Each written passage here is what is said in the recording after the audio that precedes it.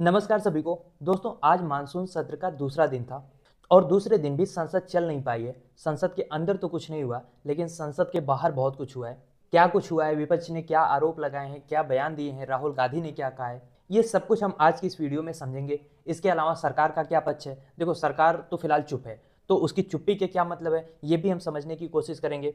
और सबसे इंपॉर्टेंट चीज ये भी समझेंगे कि आखिर क्यों ऑपरेशन सिंदूर इस समय सरकार के गले की ऐसी हड्डी बन चुकी है जिसको ना वो निगल पा रहे हैं ना थूक पा रहे हैं। और इसी को कहते हैं कि हम कितना भी सोच लें, लेकिन नियति ने जो हमारे लिए तय किया होता है, होता वैसा ही है। मोदी जी को ये लगा था कि ऑपरेशन सिंदूर एक ऐसा हथियार बनेगा जो ना सिर्फ उनका जो लोकसभा में खराब प्रदर्शन रहा था, अल्पमत में सरकार आ गई थी, उसकी भरपाई कर देगा, बल्कि आने वाले सारे चुनाव में भी उनको जीत दिलाएगा। विपक्ष पूरा धाराशायी हो जाएगा। भक्त तो तारीफ करते ही हैं, जो सवाल पूछते हैं उनका भी मुंह बंद हो जाएगा। और हो भी ऐसा ही रहा था। देखो, क्रेडिट जहां पे ड्यू होती है ना, वहां पे देनी चाहिए। स्क्रिप्ट बहुत अच्छी लिखी गई थी और हो भी वैसा ही रहा था जैसा मोदी और शाह ने सोचा था। ऑपरेशन सिंदूर पे मोदी जी के बड़े बड़े पोस्टर आपने देख ही लिए थे, यहां तक कि घर घर सिंदूर बटने ही वाला था। तभी एक गोरी चमड़ी का विलन इस कहानी में एंट्री ले लेता है, जिसका नाम है डोनाल्ड ट्रंप।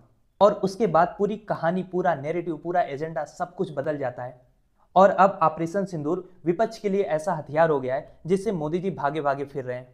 और यही कारण है कि देश का जो मानसून सत्र है, इस बार अपने साथ एक ऐसे ड्रामे को लेकर आया है जिसकी स्क्रिप्ट ना तो मोदी जी ने लिखी है, ना तो अमित शाह ने लिखी है। और ऐसी स्क्रिप्ट देश के इतिहास में कभी देखी भी नहीं गई।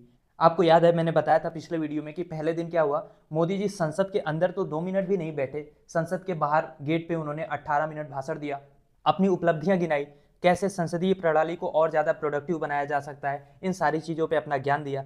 उसके बाद पूरे दिन संसद में हंगामा हुआ, विपक्ष को बोलने का मौका नहीं दिया गया, संसद ठप हो गई और रात होते होते धनखड़ जी का विकेट भी गिर गया। और आज दूसरे दिन सदन में फिर वही चीजें रिपीट हुई हैं, सदन चल नहीं पाया। और एक तरफ जहां मोदी जी विदेश यात्रा पे निकल रहे हैं, दूसरी तरफ वहीं विपक्ष के नेता संसद के बाहर खड़े होकर अपनी बात कह रहे हैं, क्योंकि संसद के अंदर तो उन्हें बोलने नहीं दिया जा रहा है। और ऐसे में संसद के बाहर राहुल गांधी ने एक बड़ा बयान दिया है। उन्होंने कहा कि भारत में चुनाव की चोरी की जा रही है। अब आप कहोगे ये कोई नई बात तो वो कह नहीं रहे, लेकिन इसमें उन्होंने कुछ नए पॉइंट जरूर जोड़े हैं जो आगे आपको पता चलेगा। राहुल गांधी ने महाराष्ट्र, कर्नाटक, बिहार तक गिनाते हुए ये आरोप लगाए कि वोटर लिस्ट से वोट गायब हो रहे हैं, एससी, एसटी, ओबीसी और अल्पसंख्यक समुदायों के वोट जोर शोर से काटे जा रहे हैं। और उन्होंने आगे ये भी दावा किया कि कर्नाटक के एक निर्वाचन क्षेत्र में कांग्रेस ने 6 महीने तक एकदम डीप स्टडी किया है, वोटर लिस्ट को डिजिटल फॉर्म में एनालाइज किया है और वहां बड़े पैमाने पर इलेक्शन में स्कैम हुआ है। उन्होंने ये भी दावा किया है कि जल्द ही वो सब कुछ जो है वो ब्लैक एंड व्हाइट में, यानी ओपनली और बहुत डिटेल के साथ इलेक्शन कमीशन और लोगों के सामने रखेंगे। राहुल गांधी का ये क्लेम है कि अब वो इस पूरे ढांचे को समझ गए हैं कि कौन नया वोटर आता है, कैसे उनको बनाया जाता है। और उनका क्लेम ये है कि क्योंकि उन्होंने जो सरकार ये चोरी कर रही थी इसको पकड़ लिया है, इसीलिए बिहार में अब एसआईआर के थ्रू एक नया हथकंडा अपनाया जा रहा है वोटों को काटने का। और इसीलिए बिहार में जो एसआईआर की प्रक्रिया हो रही है उसको वो नई चोरी बता रहे हैं। और जैसा कि आपको पता है कि आज के दिन भी संसद नहीं चली, विपक्षी नेताओं ने संसद में चर्चा की मांग की, लेकिन उन्हें बोलने का मौका तक नहीं मिला। संसद बार बार स्थगित होती रही और उसका नतीजा ये निकला कि विपक्ष संसद के बाहर ही नारे लगाने लगा कि आप एसआईआर वापस लो। और इस नारेबाजी के बीच में विपक्ष की एकजुटता भी देखने को मिली। राहुल गांधी के साथ अखिलेश यादव नजर आए और सरकार को घेरते हुए राहुल गांधी अकेले नहीं थे, इंडिया गठबंधन की एकजुटता भी नजर आई। और एसआईआर के मुद्दे के अलावा राहुल गांधी ने सरकार पर ऑपरेशन सिंदूर पर चुप रहने का आरोप लगाया।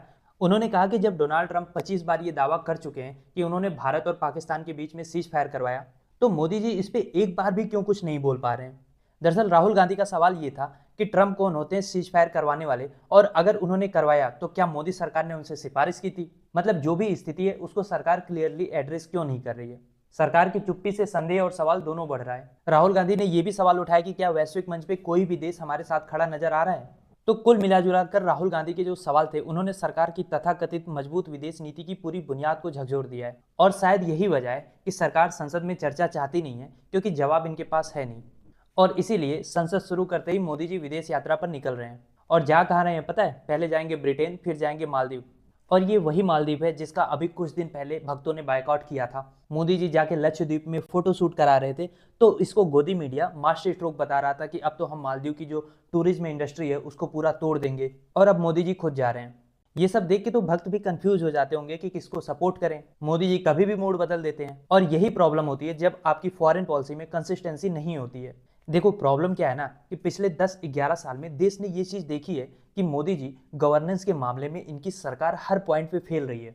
कैसे, मैं आपको बताता हूँ। रुपया कितना गिर रहा है, अगर आप वित्त मंत्री से पूछने जाओगे तो वो कहेंगे कि रुपया नहीं गिर रहा है, डॉलर मजबूत हो रहा है। महंगाई के मामले में पूछो तो कहती हैं कि मैं तो प्याज खाती ही नहीं हूँ। जीएसटी और इनकम टैक्स ऐसे थोपा गया है कि मिडिल क्लास की कमर टूट रही है। और हम जब इतने टैक्स भर रहे हैं तो उसके बाद हमें मिल क्या रहा है? कहीं पुल गिर रहा है, कहीं एरोप्लेन गिर रहा है, कहीं सड़कों के बीच में इतने बड़े गड्ढे हैं कि पूरा का पूरा ट्रक उसमें घुस जा रहा है। तो फिर हमारे इनकम टैक्स का पैसा जा कहाँ रहा है, ये भी किसी को नहीं पता।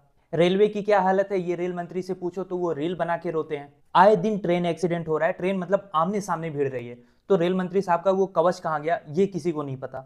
वंदे भारत में पैसे लूट लिए जाते हैं और सेना के लिए गंदी ट्रेनें मुहैया कराई जाती हैं। कृषि मंत्रालय पे आ जाओ तो अभी अभी जो इस्तीफा दिए हैं धनखड़ साहब, उन्होंने खुद कृषि मंत्री शिवराज सिंह चौहान से ये सवाल पूछा था कि किसानों को एमएसपी कब मिलेगी। कहा मोदी जी उनकी इनकम दुगनी करने की बात कर रहे थे, यहाँ तो अब किसानों की जो आत्महत्या के रेट हैं वो डबल होने को आ रहे हैं। अब वाणिज्य मंत्रालय की बात कर लो तो अमेरिका के साथ अभी तक हमारी ट्रेड डील नहीं हुई है, हमसे पहले तो चाइना करके बैठ गया है। और कैसे रिश्ते हम डेवलप कर रहे हैं कि अब तो यूरोपियन यूनियन जो है वो हमारे ऊपर अलग से सैंक्शंस लगा रहा है। तो ये हालत तो पीयूष गोयल की है। और विदेश मंत्री एस जयशंकर साहब की तो क्या बात है, एक अकेले ट्रंप ने 25 बार सीज फायर बोल के इनके विदेश नीति की सारी अंग्रेजी की हवा निकाल दी है। रक्षा मंत्रालय देख लो, अब राजनाथ सिंह जी को इसका जवाब देना चाहिए कि क्यों हमारे एयर चीफ ये बात कह रहे हैं कि कोई भी डिफेंस इक्विपमेंट जो है वो टाइम पे डिलीवर नहीं होता। रफाल हमने 3 गुना महंगा क्यों खरीदा था वो आज तक नहीं पता चला। और गृह मंत्रालय की अगर हम बात करें तो ये तो अमित शाह जी की जिम्मेदारी थी कि पहलगाम में इतनी बड़ी चूक कैसे हुई, आतंकवादी आज तक पकड़े नहीं गए। और बेशर्मी का आलम यह है कि ना तो खुद माफी मांगा और ना ही किसी जिम्मेदार अफसर पे, नेता पे, किसी पे ना कोई कार्रवाई हुई। खैर, आप क्या सोचते हैं इस टॉपिक के बारे में, लिखिए अपनी राय कमेंट बॉक्स में। और आपको क्या लगता है विदेश से लौटने के बाद मोदी जी संसद में कम से कम विपक्ष के जो सवाल हैं उसका जवाब देंगे, या फिर से कोई मास्टर स्ट्रोक चल के कोई दूसरा मुद्दा बहस में ला देंगे?